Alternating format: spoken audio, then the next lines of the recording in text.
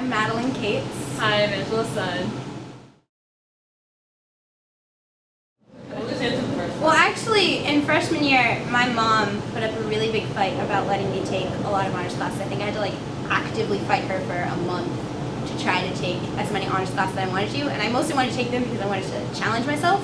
I kind of wanted to prove that I could take that many honors classes.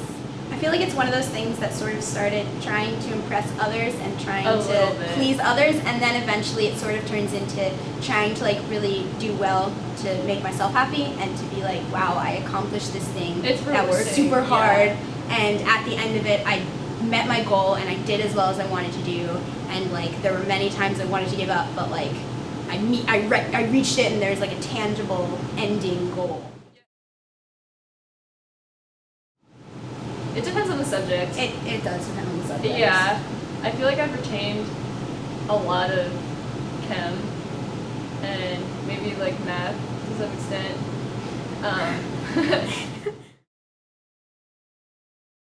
Okay, so relationships. I think it's true for everyone that you kind of tend to hang out with people who have similar interests. Tend to gravitate towards people who are like you. Yeah, I think that's true for everyone.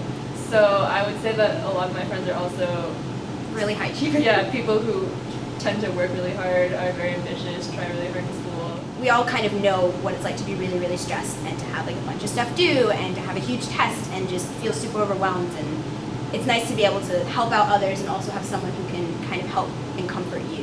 Since the valedictorian system that we have at our school lets us have multiple valedictorians, there was less competition that I need to be the top and more so that we all can sort of achieve this together.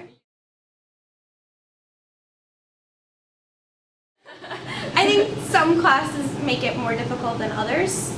There are definitely some classes where I was pretty sure I wasn't going to end up with the GPA that I wanted afterwards. There's a lot of crying, a lot of midnight breakdowns. Yeah, so there are definitely a few specific classes that caused me a lot of stress.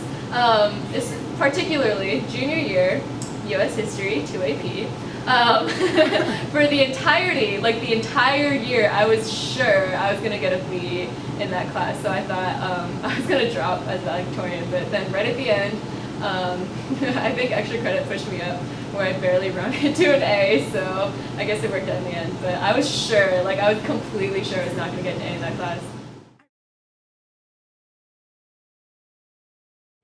Looking back on it, yes and no. Parts of it were worth it. I mean, I'm going to college where I want to go to college, and I've achieved the end goal that I sort of started high school with, but at the same time, there were a lot of sacrifices made to get to this point, namely sleep and a little bit of sanity.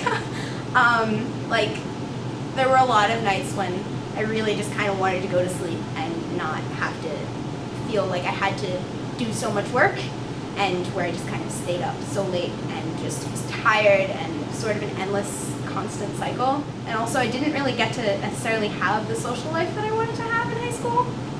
I definitely made good friends, but there were definitely more parties and more things that I wanted to do that I just didn't have time to because I had to do work. I think it's very rewarding to have worked very hard and kind of seen a tangible result. I'm glad I'm where I am today. I'm not going to say that it wasn't, that I wish I had it, but I do wish that I had, I don't know, stressed out a little bit less, maybe. Yeah. Because it did cause me a lot of struggles. There were definitely some breakdowns. Yeah. Throughout the 4 years that kind of make it not less worth it, but kind of make the ending goal and the ending success a little bit less sweet. Yeah. Kind of remembering that there were some points when I was just really upset and kind of let my grades run my life and completely sort of define my self-worth, which is terrible. Yeah. And in those times, I definitely wish I hadn't been like that, and it definitely sort of looking back on those times makes it hard to be everything I did was worth it. But reaching the end goal did make a lot of the struggle to some degree worth it. I would say not necessarily to work for the valedictorian status. I would say to sort of challenge yourself to a point where you feel like you're really working hard and you're really accomplishing something that maybe you wouldn't have achieved if you just sort of been complacent, but at the same time, don't reach that level of stress and that level of anxiety that you're like crying at night and just like having complete breakdowns where you can't function and you can't do anything, because that's not really necessary. And then maybe taking a 92 instead of a 99. You don't need a 99 ever. You don't even need a 92 sometimes. You don't. Like, you really need a 90. So you sometimes have to accept that you can't get an A on every single assignment, and that's just never going to happen. You need to just be okay with getting enough that you sort of maintain your valedictorian status, if that's what you're really going for, and not so much that you stress out about having the absolute perfect grade in a class. Like, it's really important to be like efficient, I guess, and to manage your time really well. Yeah. But in managing your time, it's important to take time for yourself.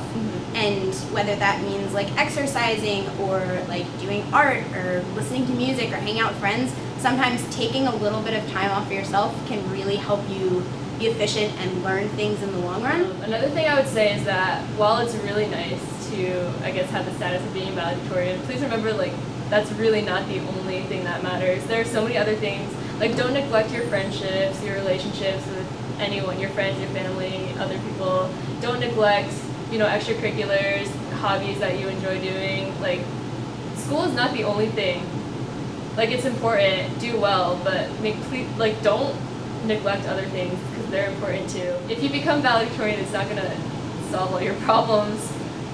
Don't wrap up too much worth in being valedictorian, because it's not. Like, there's gonna be so many disappointments regardless. So just, I don't know, do your best, but enjoy yourself, I guess. Yeah, and I mean, a B isn't the end of the world by honestly any is not. means. It really isn't. It really, really isn't.